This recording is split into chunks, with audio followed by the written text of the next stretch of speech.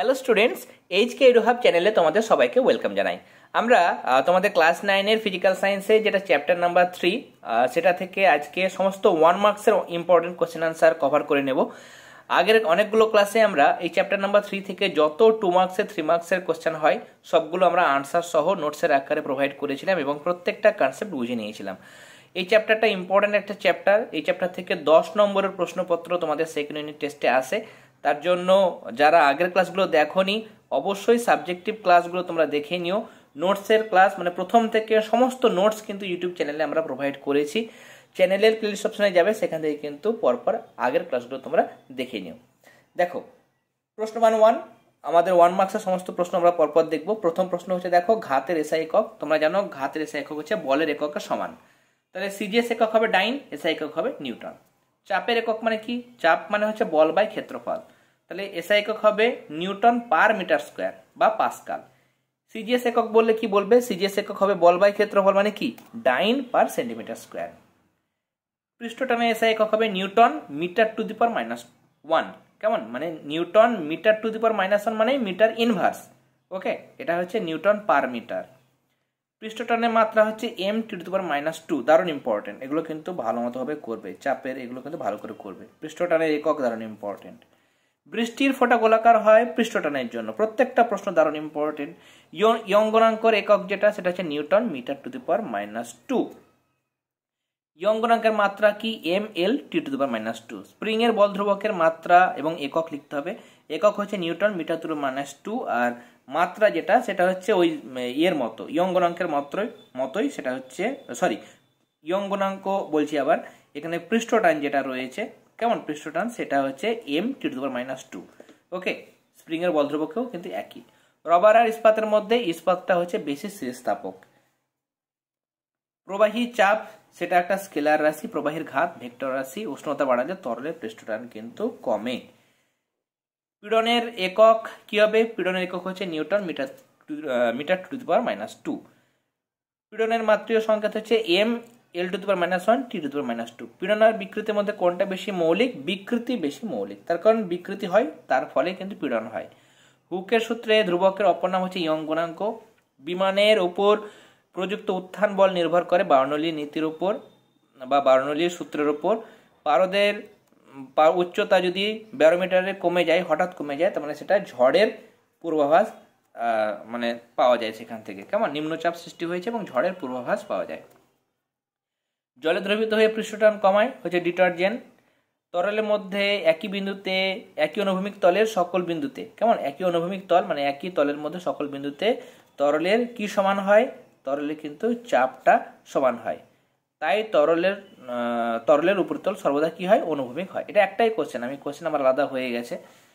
4 degree Celsius উষ্ণতায় বিশুদ্ধ জলের SI ইউনিটে ঘনত্ব কত? 1000 KG metre to the power -3। Bernoulli নীতি কোন সংরক্ষণ সূত্র মেনে চলে? না তো শক্তি সংরক্ষণ সূত্র মেনে চলে। সংকট উষ্ণতায় তরলের পৃষ্ঠটান কত হয়? 0 হয়। রং করার তুলিকে জলে ডুবিয়ে বাইরে আনলে আঁশগুলো গায়ে গায়ে লেগে যায়, এটা কিন্তু পৃষ্ঠটানের জন্য হয়। কেমন? এটা কিন্তু একটাই কোশ্চেন, পৃষ্ঠটানের জন্য কিন্তু এটা হয়। ওকে, বিকৃতির একক হচ্ছে, বিকৃতি কোনো একক নেই, এককবিহীন রাশি, মাত্রাও নেই, আমরা পড়েছিলাম। সম্পূর্ণ দৃঢ় বস্তুর ইয়ঙ্গনাঙ্কের মান হচ্ছে অসীম। বল ধ্রুবকের মান যত বেশি হবে স্প্রিং তত বেশি কি হবে? অনমনীয় হবে। চাপ আর ঘাতের মধ্যে সম্পর্ক হচ্ছে, চাপ মানে হচ্ছে ঘাত বাই ক্ষেত্রফল। ওকে, নেক্সট, প্লবতার একক বলের একক একই, তাই না? এসআই একক নিউটন, সিজিএস একক ডাইন। সত্য মিথ্যা বলছে অবাধে পতনশীল বস্তু আর কৃত্রিম উপগ্রহে আর্কিমিডিসের নীতি প্রযোজ্য হয়। এটা মিথ্যা, তার কারণ সেখানে ওজন শূন্য, ভারহীন অবস্থা, তার জন্য আর্কিমিডিসের নীতি প্রযোজ্য হবে না। স্থিতিস্থাপকতা কার বেশি? এগুলোর মধ্যে দেখো ইস্পাতের বেশি। ওকে, 1 টর মানে হচ্ছে 1 millimetre of Hg। 1 newton per metre সমান x ডাইন পার সেন্টিমিটার হলে x মানে হচ্ছে 1000। ওকে, নেক্সট, এখানে একটি স্টিমার নদী থেকে সাগরে প্রবেশ করলে কি হবে? আরো কিছুটা ভেসে উঠবে। নেক্সট কোশ্চেনে যাব আমরা। দেখো এখানে সাবান যদি জলে গোলা হয় তাহলে পৃষ্ঠটান কমে। যেহেতু জৈব বস্তু দ্রবীভূত করলে পৃষ্ঠটান কমে, অজৈব বস্তু গুললে পৃষ্ঠটান বাড়ে। পৃষ্ঠটানের একক কোন ভৌত রাশি এককের সাথে অভিন্ন? সেটা হচ্ছে স্প্রিং এর বল ধ্রুবক। তারপর ব্যারোমিটার চাঁদে নিয়ে গেলে পাঠ কী হবে? শূন্য হবে, যেহেতু সেখানে বায়ুমণ্ডল নেই। পীড়ন ও কোন রাশির মাত্রা একই? চাপ। দুটোরই মাত্রা হচ্ছে m l⁻⁻1 t⁻²। জলের ওপর কোনো কোনো পোকা হেঁটে যেতে পারে, সেটা পৃষ্ঠটানের জন্য কিন্তু হয়। বৃষ্টির ফোঁটা গোলাকার হয়, সেটাও পৃষ্ঠটানের জন্য। পারদ গোলাকার হয়, সেটাও পৃষ্ঠটানের জন্য। তরলের অভ্যন্তরে পৃষ্ঠটান কাজ করবে কি? না, এটা তো সারফেস টেনশন, শুধু তরলের পৃষ্ঠে কাজ করে, তরলের ভেতরে না। অটোমাইজার স্প্রে যন্ত্র, সেটা বার্নৌলি নীতি কাজ করে। ওকে। বায়ুর চাপ মাপার যন্ত্র ব্যারোমিটার। ড্যাশকে প্রবাহের অভ্যন্তরীণ ঘর্ষণ বলা হয়? সান্দ্রতা।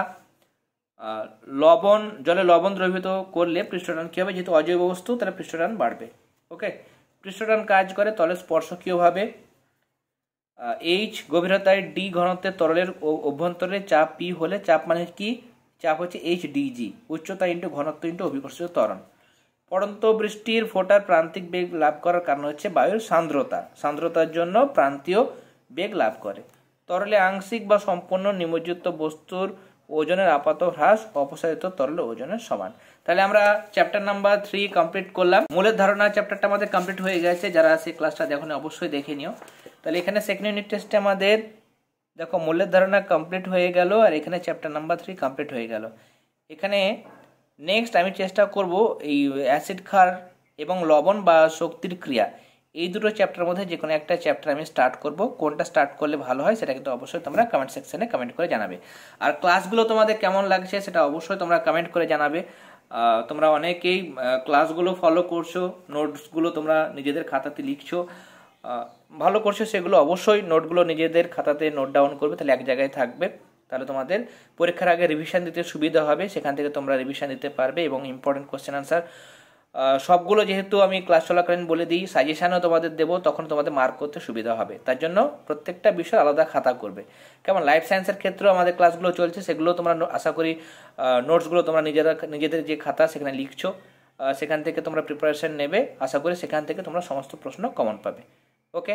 আজকে ক্লাসটি ভালো লেগে থাকলে অবশ্যই ক্লাসটিতে লাইক দেবে, আর যারা এখনও পর্যন্ত চ্যানেলটি সাবস্ক্রাইব করনি অবশ্যই সাবস্ক্রাইব করে নিও, এবং পুরোনো ক্লাসগুলো তোমরা কিন্তু অবশ্যই প্লেলিস্ট অপশানে গিয়ে দেখে নিও। কেমন? তাহলে আজকের ক্লাস আমরা এখানেই শেষ করলাম। তোমরা সবাই খুব ভালো থেকো। All the very best.